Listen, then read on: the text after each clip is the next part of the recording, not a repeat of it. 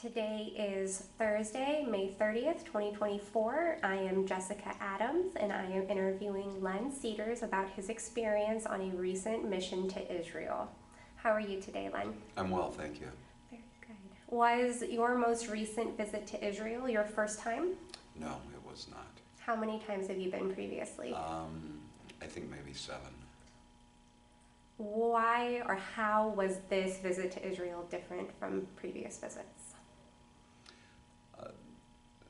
My previous visits have been for a variety of reasons,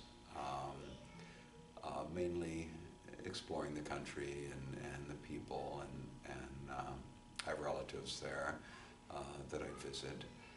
But this one was different, obviously.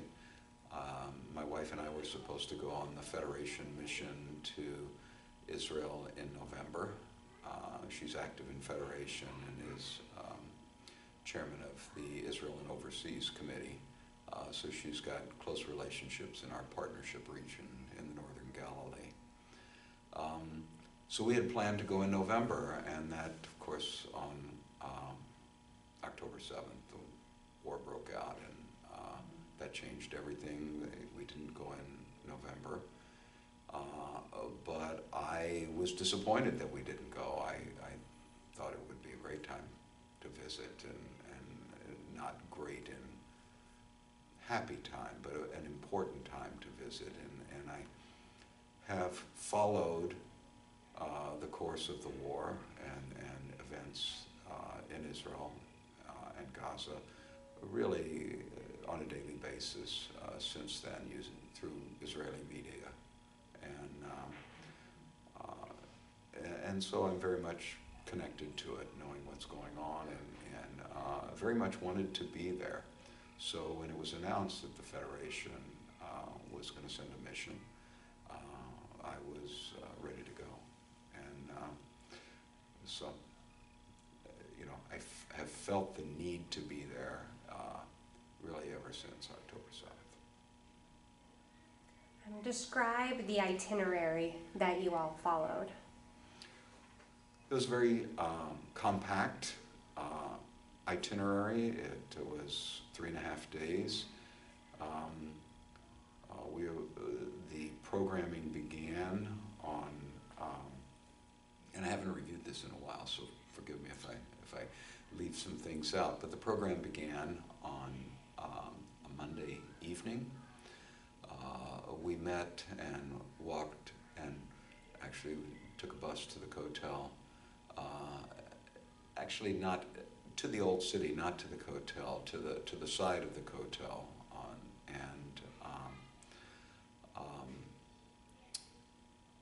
I think on the southern side. And we met with the mother of an IDF soldier who had been killed in the early days of the fighting. And she gave us her, told us about her son, Benjamin, and about what was important to him, about his life, about the letter he wrote before he went into Gaza. All soldiers are instructed to write letters to their families, and she read that to us. It was surprisingly an uplifting presentation. She was a very effective speaker. Her son, Ben, whose grave we later visited, said he didn't want to be mourned, that he wanted her to have people over to the house, and he was excited for her to meet his friends, many of his friends from all walks of society, whom she had never met. And so just the whole way she presented it, it was impactful and serious, but not depressing. What surprised you most about your visit? I'm not sure I take that back. What surprised me the most was the role that grassroots efforts are making in sustaining society in Israel. That so many of the things we saw were started by individuals who saw a need and set about to correct the problem or alleviate the need, and it was very impressive. And so I think that was the most surprising thing. I expected more government briefings, more official briefings and things like that, but that really wasn't what it was about. You described the presentation that you were witness to with the mother of the IDF soldier. Were there any other very meaningful moments you had during that trip? Many.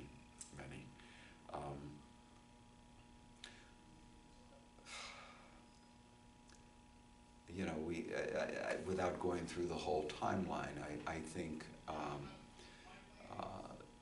meeting with the people of Zakim, first visiting the kibbutz of Zakim, which is on the northern border of Gaza. It's on the beach at the northern border of Gaza.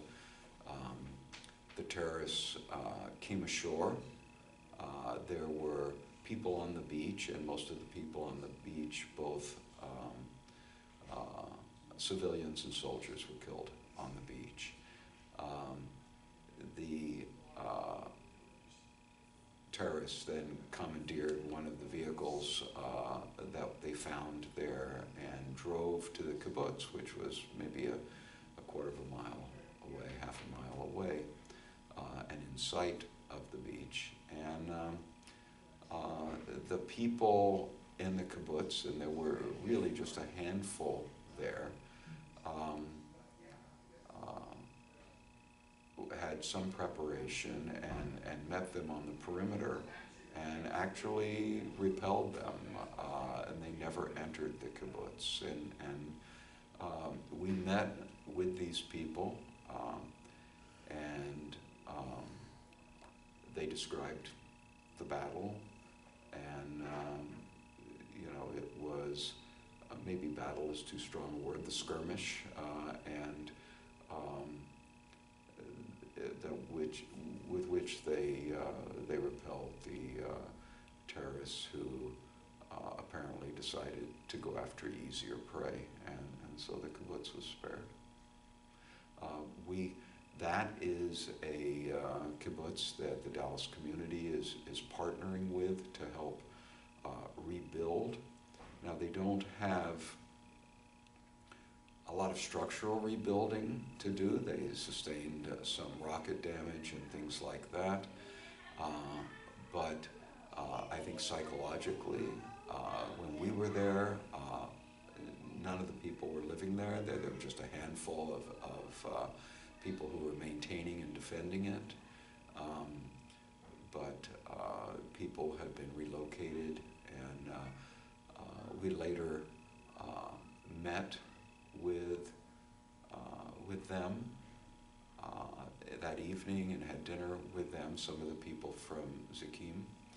And when asked what they wanted, you know, obviously they want their children to feel safe there. They wanted security for themselves and their families. They wanted easy access to mental health. They wanted sports programs for the kids. They wanted basically to recover a normal way of life. This was sort of the theme in my mind, that my takeaway theme of the whole visit is what a shock the attacks were and the impact it had on people throughout Israel from all walks of life. I think of a follow-up question. What initiatives have you been participating in or witnessed to upon returning to assist with Israel aid?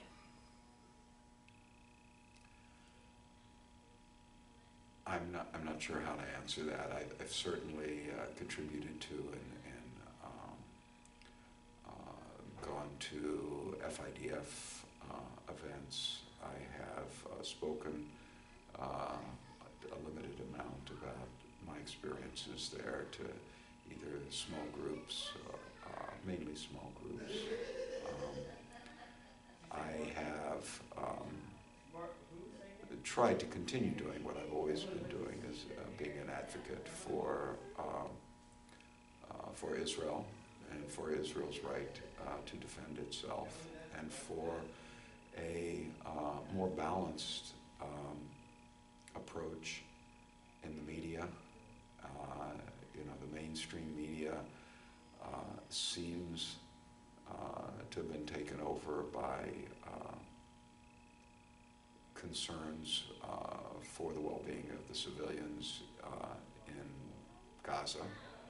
And while certainly that's a serious concern, I think oftentimes they clearly lose track of the fact that the war could be stopped, that Hamas still holds Israeli hostages, they still rule the areas of Gaza where they are, suppressing the population there, and threatening Israel, shooting rockets at Israel, so I think that's lost sight of that really it's not Israel. New recording in progress. Thank you. It's not Israel that's behind the destruction there. It's Hamas that's behind the destruction, and Hamas equally, maybe even more so, has it within their power to end it, and could have ended it at any time since October 7th. Do you personally know anyone held hostage? I do not. We met with families of hostages. We listened to them talk about their family members, but I personally don't know anyone held hostage. I see your dog tag. Will you describe the meaning of the dog tag that you're wearing? Well, the dog tag has become relatively prevalent since October 7th, and basically it's in English and Hebrew, or Hebrew and English, but they don't say the same things.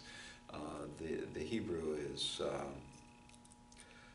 says Halev Shalanu Shavui Ba'aza, and basically it means, translated as our hearts are hostage in Gaza, and then in English underneath it says bring them home now. So I think the people of Israel are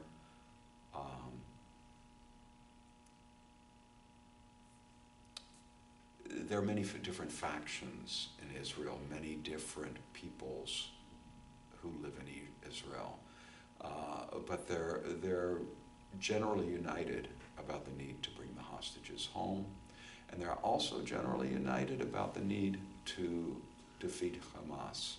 There have been 4 or 5, I forget it exactly, prior Gaza wars where the IDF, where Hamas is attacked mainly with rockets, occasionally hostage taking, but mainly attacking with rockets. And Israel will bomb Hamas from a relative distance, and Hamas, and ultimately there'll be world outcry against Israel for bombing Gaza, and then there'll be a ceasefire reached, each time leaving Hamas in power to attack again. And this time, I think everyone felt as I felt, it's got to be done. We've got to go into Gaza and root out Hamas, or there's never going to be peace. And actually, even after the war had begun, a Hamas spokesperson said publicly, we will continue to attack again and again until Israel is destroyed. And so no country can be expected to allow that to continue there. So anyway, I think where I was going is the country is united in feeling the need to make sure that Hamas never has the power to mount anything like this again, and no longer rules any significant segment of the border with Israel. Is there anything else you would like to share? I think, as I alluded to earlier, everyone in Israel is affected by this. Whether, probably everyone knows someone who has either been killed or has connections to someone who has either been killed in the initial attack or in the subsequent war, or is held hostage. But even beyond that, many thousands of people have been displaced from the south and from the north, and are living in either on other kibbutzim, or they're living in hotels, or they're living in various temporary living quarters in the central part of the country. The north, the border with Lebanon is largely deserted because of almost constant rocket barrages from Lebanon. And the south, although some people are moving back to the south, it's still many of the communities were destroyed and need to be rebuilt, and other people don't feel safe going back. So everyone is affected. We were one of the people we met with was the head of the Trauma Coalition there, and she felt that probably 80% of the population is suffering from the trauma of these attacks. There is a profound lack of trust. Children were taught that their parents would always protect them, and their parents were unable to protect them, and families were told that the army would protect them, and the army wasn't able to protect them. And the country was told that the government would protect them, and the government wasn't able to protect them. So there's a significant loss of faith in the things that have been bedrock to existence there. And so it's going to take a long time for things to come back.